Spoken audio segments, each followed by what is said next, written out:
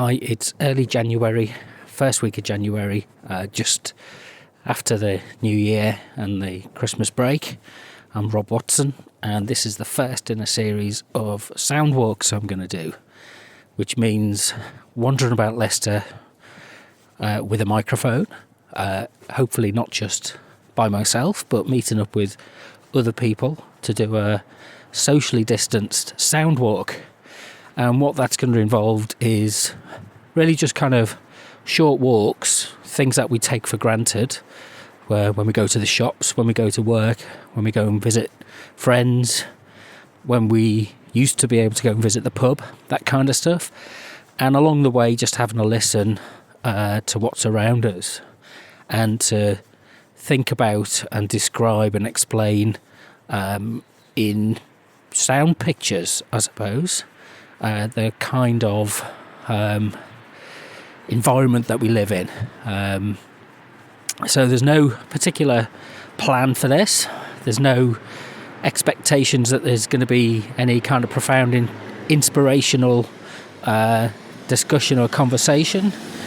It's really just a case of listening, reflecting on where we are and how we get around. So my regular route into the centre of Leicester is along Narborough Road. I'm just starting off on Foss Road South. As you can probably hear in the background, there's quite a bit of traffic. One of the things you do get in Leicester is a lot of people driving around in cars with the kind of loud exhausts. So they're kind of chasing around, being boy racers, I suppose. And that can be quite loud and annoying at times. I don't drive personally, so everywhere I get to is on foot or on a bicycle. And kind of the traffic noise through the lockdown has really varied. You know, there are moments when it's been massively reduced, and there are moments where it still remains quite loud and intrusive. And I'm just standing watching the traffic flow on Foss Road South.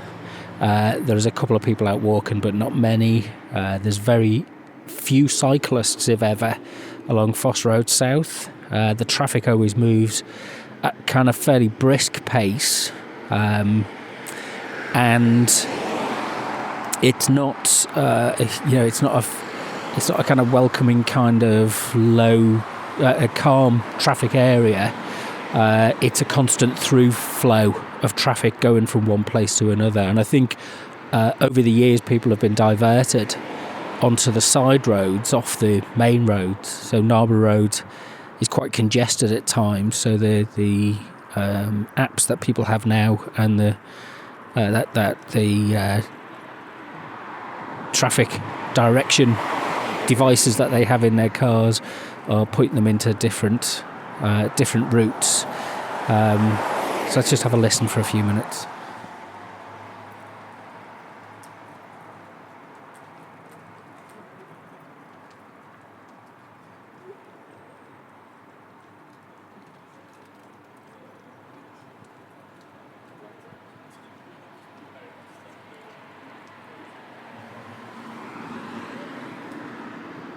Actually, it's gone quite quiet for the moment, and there's a car wash, hand car wash just behind me, and that's closed today. So maybe I'll pop back at some point and record the sound of that. That's always quite a prominent sound. So I'm going to head down to Narborough Road and see. It's going to be difficult because there's not much open in terms of the shops, but Narborough Road's always busy, and let's have a listen to what's going on down there.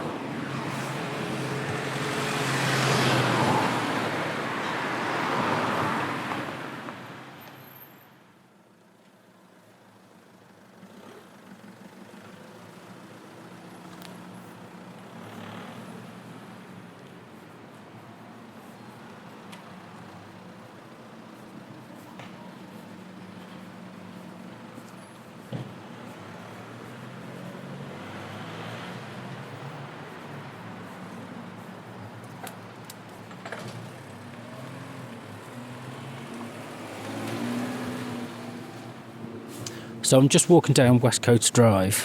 One of the things you notice in Leicester is the age of the vehicles, the cars. I think Leicester has one of the highest proportion of older cars on the road, certainly the centre of Leicester. So there's a lot of diesel engines, cars with 10, 15 years old. They look largely okay from the outside. I don't drive, I can't tell the difference between a new car and an old car. They all merge into one as far as I'm concerned. But there is a kind of age problem with vehicles in Leicester now, is that they're higher polluting, noisier, and they're cheaper than in most places, or in other places, wealthier places in the country. One of the other things you also notice, just to describe West Coast Drive, it's tree lined, but the city council only seems to come out maybe once or twice a year to give the side roads a good sweep, and there's a lot of debris from the trees. And when the leaf fall happened back in November, it's only really been fairly superficially tidied up and cleaned away.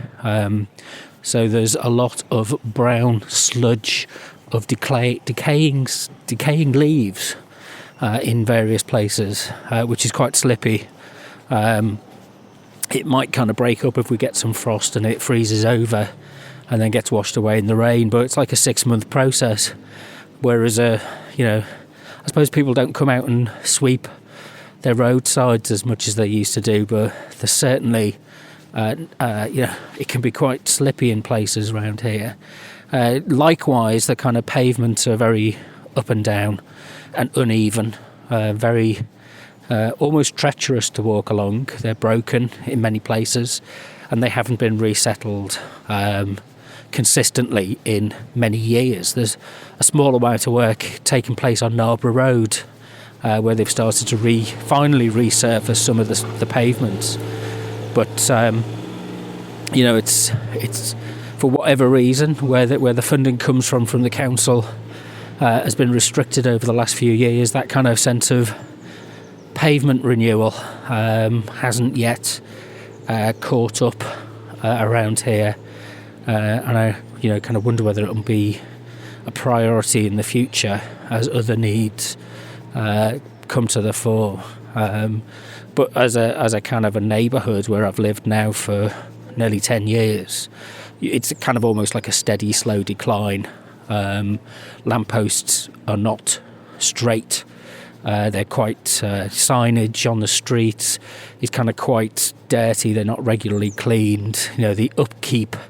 It's a high density area around here, so there's lots of bins left out in the middle of the pavements that you have to navigate. What I'll do at some point is take some photos of this and post them up on a blog so that you can kind of see what I'm talking about. But I'm just heading now to the junction of Narborough Road and West Coast Drive, which is where 9 Bar is, which opened for a short while, for a few weeks, when the lockdown restrictions were lifted, but is closed again now.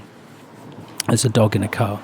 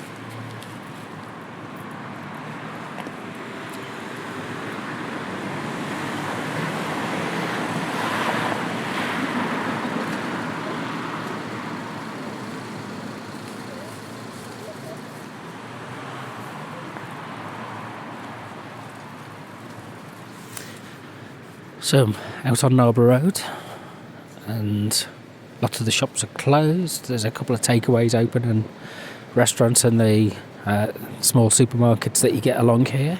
It really has changed in the last 10 years. I remember there being very little along Narborough Road. It was largely hosiery and kind of warehouse outlet shops, which weren't open to the public. A few greengrocers and newsagents, that kind of thing. And then, kind of over the 10 years, there's been an increase in international businesses opened up along Narborough Road. And there was a report a few years ago from the London School of Economics that outlined that Narborough Road is one of the most internationally diverse streets in the country, high streets in the country. Opposite me is a new restaurant, Bronco's, which is a kind of burgers and wraps and chicken wings, that kind of stuff, flame grilled meat. And I'm stood next to the Istanbul restaurant, which is a kebab, Turkish kebab restaurant, which is always very busy. And opposite that is a Johnny Custard, the sweet bar. There's not that many people out and about today. It's busier of an evening sometimes. The sun is hanging pretty low, even though it's mid-afternoon now. It won't be long before it's dark again, and such is January.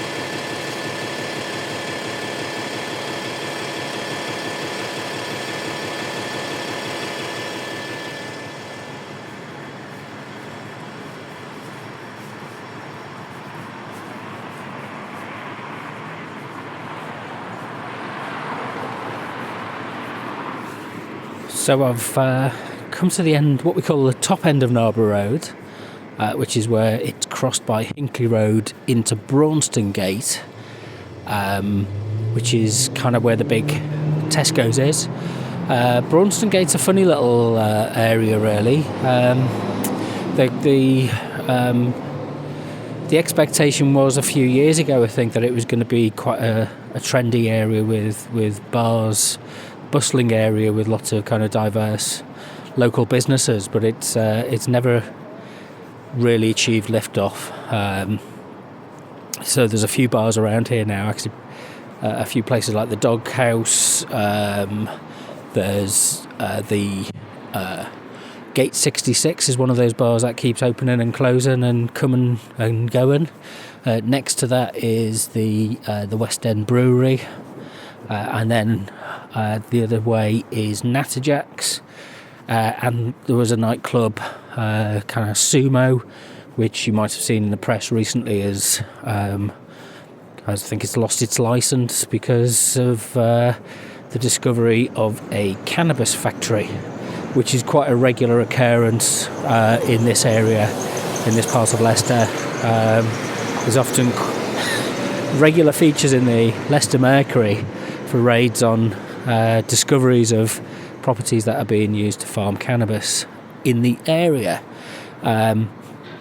So Braunston Gate has kind of been traffic calmed a little bit as part of the pandemic response and the lockdown, in order to give a little bit more space and to allow a little bit more freedom, a little bit more space for people on bicycles and people who are walking into the city centre. Things like the 96 Degrees coffee shop have had a really difficult time because they've not been able to open consistently for the last 9 months. If you remember, here in Leicester, it was March that we went into lockdown, as we did nationally, and we only really came out of any lockdown, a lower level of lockdown, sometime in September, and that didn't last very long either.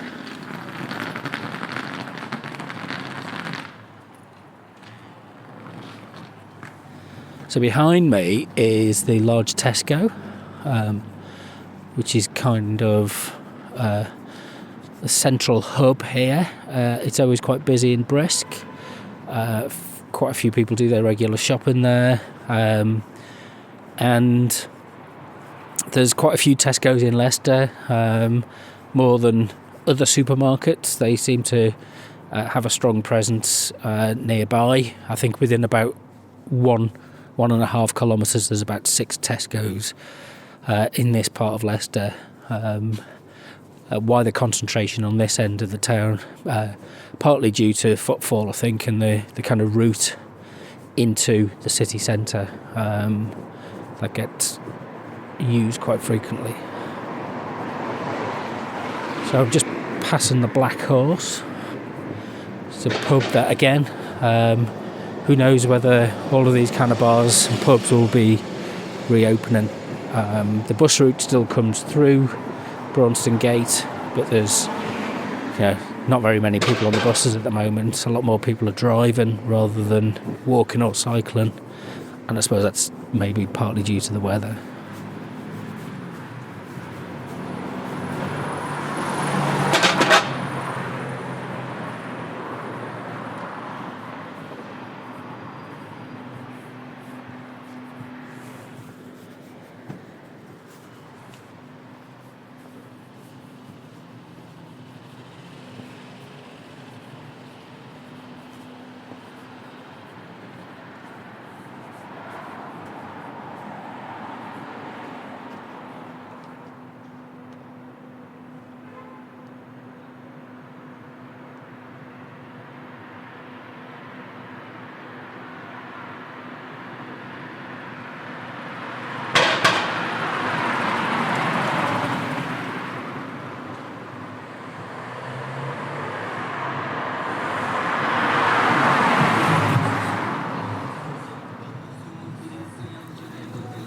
That clang and sound is a regular feature on Braunston Gate. There's a manhole cover that doesn't fit correctly, and every time a car drives over it, it makes an increasingly loud bang.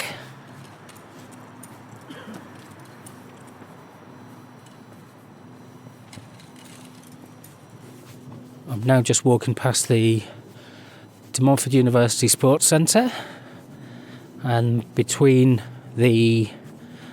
what they call the venue, which is a place where they hold public events, there's a pathway which follows up to the River Soar, and which the route goes through to Castle Gardens and then into the city centre.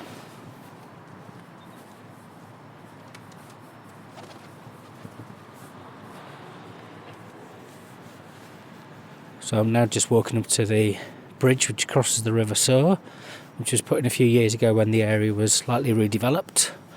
And it does make the walk into Leicester slightly more pleasant. You can avoid the main road, and you get to see a lot of the birds that are floated that live on the river or visit the river. There's always a good number of swans. At the moment we've got seagulls who come inland, and there are ducks, and really I probably should know a lot of the different types of birds that are there if I spend some time thinking about it. You get a lot of cyclists come through this route, and one of the regular features with Leicester is the food delivery cyclists are kind of in and out on a regular basis. So I'm just strolling towards the bridge. There's probably 1 million pigeons around as usual, swans and geese and ducks. Let's see if we can capture some sounds from them.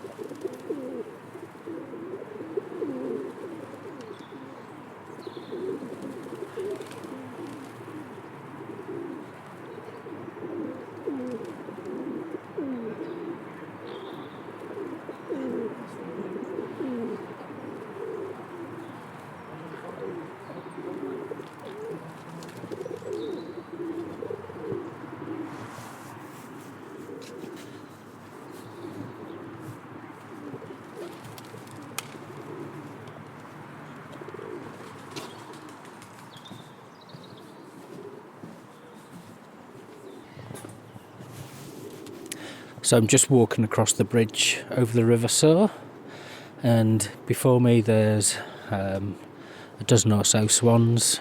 There's little pigeons sitting on the steps. People come here and scatter food and bread, seeds for them. There's a lot of pigeons perched in some trees and on the bank of the river, which I've never really seen pigeons kind of around water before, but there's a group of them just on the very edge of the water line, and there's more flocking towards them, so maybe there's some food over there that somebody's scattered or has washed up, or they're keeping warm for some reason. On the left-hand side is the Castle Gardens, and during the summer, during the lockdown, there was regularly 30 or 40 guys, it was usually guys, stood having a drink. They brought their alcohol with them because the bars in the city centre were closed. So they were having their social meet-up and get-together al fresco.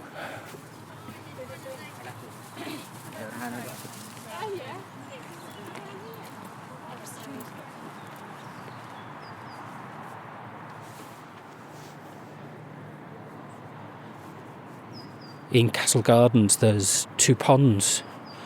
Well, there's definitely one pond. The other one is more of a kind of depressed area that gets wet. But they're actually, in the springtime at the moment, they're quite, cut back. The vegetation is rotting, decomposing as it should do in the winter. And they are always very pleasant. It's a very kind of wild, very small but wild spot that's been nurtured quite carefully, and in the spring when we come back we can maybe start to see some of the life that's returning. Often this time of year, in the last few years, I've seen things like crocuses and snowdrops breaking through, but there's none around just yet. I think the temperatures that we're experiencing late December, early January are more consistent with winter, and the mild winters that we've had over a number of years now, this one isn't quite so mild. So it might be a bit more of a challenge for some of the residual wildlife that is hanging around in the centre. And it'd be really nice to do a walk at some point with somebody who knows what they're talking about when it comes to the kind of wildlife around the city. But the birds are out, and again, kind of March time, might be an opportunity to do a very early morning sound walk and see if we can capture any of the dawn chorus as that builds up through to June.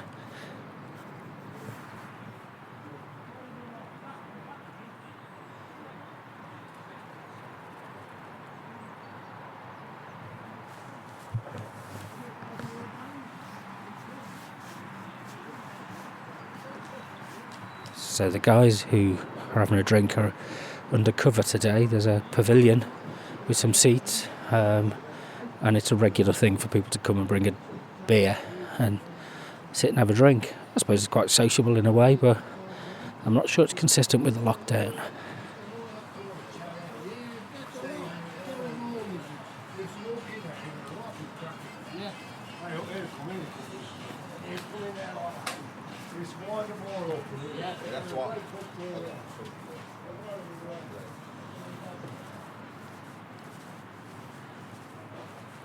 So as you come out of Castle Gardens, on the right hand side you've got the Church of St Mary di Casto,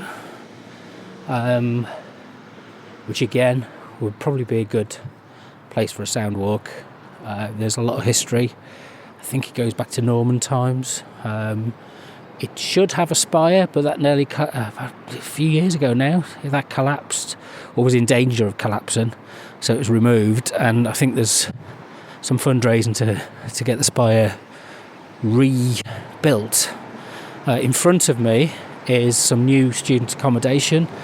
One of the things with Leicester being a university city and having 2 universities, as with many cities in the UK, there's been a lot of funding, international funding. I think this is funded by the Chinese for accommodation, so kind of small, self-contained bedroom, bedsit type flats, 300 or 400 people in one building. This isn't too bad. It's got a brick fascia, so it's relatively close to the kind of architecture of the region. But opposite me now is the Holiday Inn, which was built in the 1960s and was part of the major redevelopment of Leicester, which ripped through the heart of the city. And again, it might be worth finding somebody who can do a history of the architecture and the road changes in Leicester. The inner ring road that was brought in the 1960s tore out a lot of the historically significant buildings and areas. And Leicester was a heavily not heavy industry, it was light industry. There's a lot of engineering and hosiery, and that has kind of died away since the 1980s. So there's been a substantial change in the kind of commerce that takes place in Leicester, and it's taken some time to catch up with other cities in terms of its redevelopment and its repurposing to suit a modern contemporary economy based around information, knowledge, that kind of thing. But it's happening.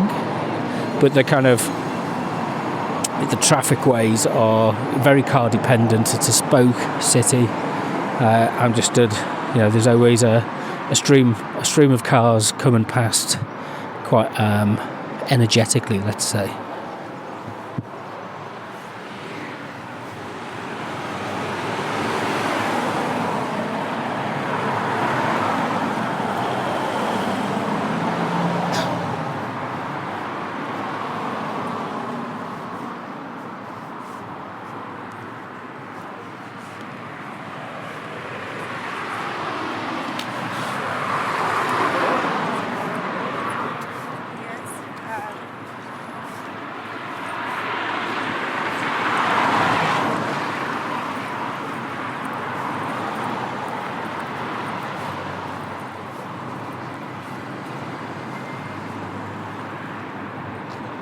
So I think it was back in April that I stood.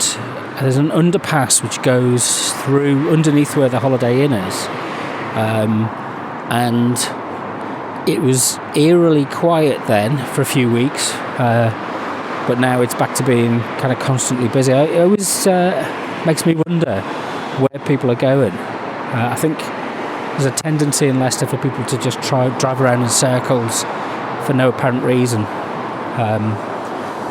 Maybe they have a life that I don't understand or comprehend, which means that it's essential that you have a car in order to be able to go from A to B to C to D in a loop, whereas I prefer to get out and walk and kind of visit places on foot or on my bike.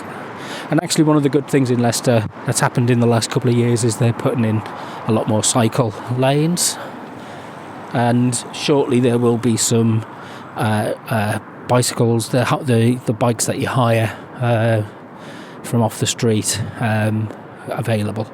I think that comes in January. So it's kind of edging in the right direction. It's just kind of frustrating with the lockdown, I suppose, that the focus on the car has come back. People are very reluctant to give up their vehicles, and still, as a first option, driving seems to be the immediate response to wanting to get around anywhere, rather than the second or third or fourth response as it maybe should be. But one of the things that I think would be nice to be able to hear, and this would be an interesting thing to explore in the future episodes of these Soundwalks, is the noise that bicycles make or don't make, because one of the things in Leicester you don't hear is the sound of bells, bicycle bells. People are quite reticent to use them. It's almost regarded as, maybe in a very English kind of way, of being quite rude to signal that you're on the road and that people should be aware of you.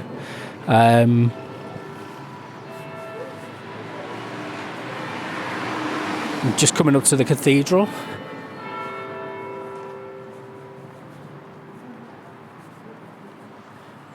Just missed the chimes of the bells for 1:45 to 2. So we hang around at the cathedral for 10 or 15 minutes. Hopefully I'll be able to get the sound of the bells tolling. And that's the destination point really that I wanted to come to today, is Leicester Cathedral. Again, it was redeveloped a few years ago, and actually it's turned into an oasis of calm, and I think a really nice example of how a modern city would incorporate non-traffic or low traffic spaces where people can sit. It's nice to come on a warm, bright, pleasant day. People are often sitting chatting. People will bring a book. There is plenty of seating about. Again, like the rest of the country, the cathedral's been affected by the lockdown, so it's not been hosting regular services in the same way that it had. Opposite the cathedral, I'll just describe it for a moment, is the King Richard III Visitor Centre. And behind the cathedral is the Guildhall. So this is a kind of historical area in Leicester. Just beyond this is the St Martin's area, and it's actually, it's a relatively pleasant spot to kind of walk through. Once you've got past the main roads, there's a kind of rhythm and a pace to the journey. You go from home across Narborough Road, which is always quite busy and often quite busy with people, and then you walk through Braunston Gate across the bridge over the River Soar, where there's always plenty of birds and wildlife to be observed, and then up across the St Nicholas Way, and I could divert over to Jubilee Square, but actually kind of this time it's often nicer to come through by the cathedral. So what I want to think about doing in the future, and if you want to volunteer your time, it doesn't need any expertise, is to just come out on a walk for no more than an hour. I'll bring a microphone which I can extend, and we can keep it suitably socially distant, and we'll just take a stroll, maybe bring a flask with some coffee in. It'll just be a case of having a mooch around, which is one of my favourite things to do, just to be able to kind of stop and listen and look and maybe just reflect on the kind of things that we see around us, and just spark some thoughts. I don't have an axe to grind about any particular views or opinions, as long as they're respectful of other people's views and opinions. There doesn't need to be any kind of you won't get famous from doing this. There's personalities are probably better suited by seeking to do other types of activities, strong personalities that is, but if you've got a few thoughts and you're kind of happy to just express them and discuss them over a slow stroll around the town or the city in your favourite place. Is it how you get to work in the morning? Is it where you like to go for a stroll with your dog? Is it somewhere that you've maybe driven through and actually you think a walk through would be quite productive, as giving you a different experience and a different understanding of what goes on in that place? And then I'll piece them together. We'll intersperse them with some music, and maybe even put them out as a podcast to to back them up. So if you want to get in contact with me, the best way to do that is probably through Twitter, and look for Rob W Media on Twitter and Instagram. And you can send me an email, rob@robwatsonmedia.net. Send me a message and we can arrange a suitable time for a conversation.